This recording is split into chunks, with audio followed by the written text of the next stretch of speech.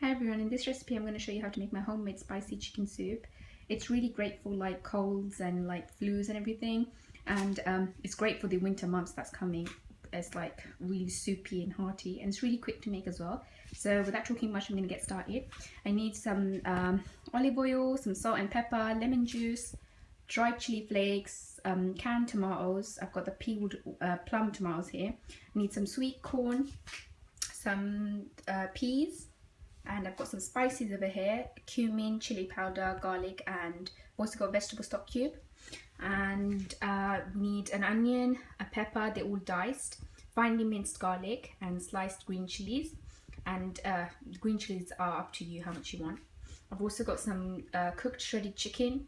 I've got a lime, which I'm going to juice, and I've got some coriander for garnishing. I've also got some tomato puree, the tube style, and a little bit of orzo. That's like a rice shaped pasta. Otherwise you can substitute that with some sort of small shaped pasta, and maybe we need some more additional ingredients, which I'm going to show you afterwards. So first of all, I've got a pan with some olive oil, and I'm going to get that heated. Okay, so what I did, once the oil heated up, I added in my chili flakes to the cold oil. Once that started a bit of sizzling, I added in my peppers, onions, green chilies, and garlic. And what I'm going to do, I'm going to season that with some black pepper and salt, and then I'm just going to let that cook down for about 7 to 8 minutes. My peppers and onions have been like sauteing for I'd say about 6-7 minutes now. In a minute or so, I'm going to start adding in my spices. It's kind of like a Mexican inspired soup. It's kind of got like those peppers and the cumin and all that kind of Mexican flavors kind of thing. But it's also got my kind of twist on it, my flavors as well. And don't forget, all the written measurements of each ingredient and the recipe will be in the description box. So don't forget to read that. So now what I'm going to do, I'm going to add in my spices. Got some garlic powder, some chili powder, and cumin. So I'm just going to add that in. And just mix that in together. So I've stirred my spices in. What I'm going to do at this stage is the tomato puree tube I had. I'm just going to squeeze some of it in, as much as I can get out of this tube, to be honest. But about a teaspoon is good. And I'm adding it at this stage instead of with the canned one, because it's just going to liven it up and just cook it up. Can you just see all those colours in there? This is going to be spicy, I'm not going to lie, but you can adjust the heat to your liking. Now at this point, what I'm going to do is I'm going to add in my canned tomatoes. So let's go ahead, and it is going to pop. And you also need some water. Now I'm just going to quickly season this with some black pepper, a little bit of lemon juice, get those flavors out, and some salt. And I'm also going to add in some water to this, about 2 cups or so, but it's totally up to you actually, how much liquidy and soupy you want. If you want it thick, don't add in much water. If you want it runny and like soupy, watery, then add in a lot more. I just filled up that same can, and I'm just going to add in about 2 cups. I'm not going to add water on its own. I'm going to add vegetable stock. You can get ready-made vegetable stock, but I don't find that. So what I do, I just add a vegetable stock cube to normal plain water, and that just makes my own vegetable stock at home. I'm just going to break that in.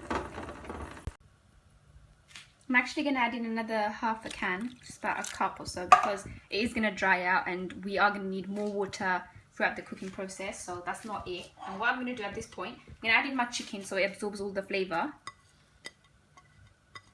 Add in all the chicken, and then also add in the sweet corn at this stage. It's defrosted because I had frozen sweet corn. I'm going to bring this up to a boil, and after that I'm going to cover it and simmer it for about, I'd say 20 minutes, and then we'll get back. And do stir it occasionally. It's been 20 minutes or so. I'm just going to uncover this, and I have been stirring it in between, and it is like on a really low flame, it's boiling. It does look a bit dry, so I am going to add more water in because it's going to get really thick and like really like, you just see it's really going to get really thick and soupy. What I'm going to do at this point, I'm going to add in about a handful of orzo. Just about a handful and a quarter. I'm going to stir this in and add in half a cup of water.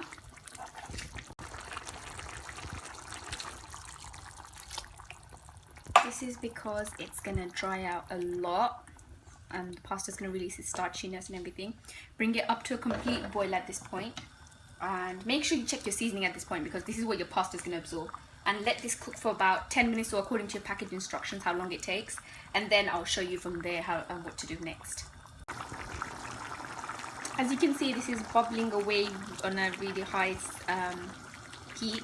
What I'm going to do at this point, I've checked my soup, it tastes perfect, and the orzo's cooked down as well. It's kind of soft and the perfect cooked, like tenderness. What I'm going to do now, I'm going to add in all of my green peas.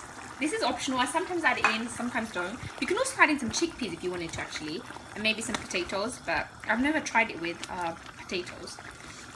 I'm going to let this cook in for 2 minutes because it's frozen and defrosted, so thawed out. It's not going to need that long to cook.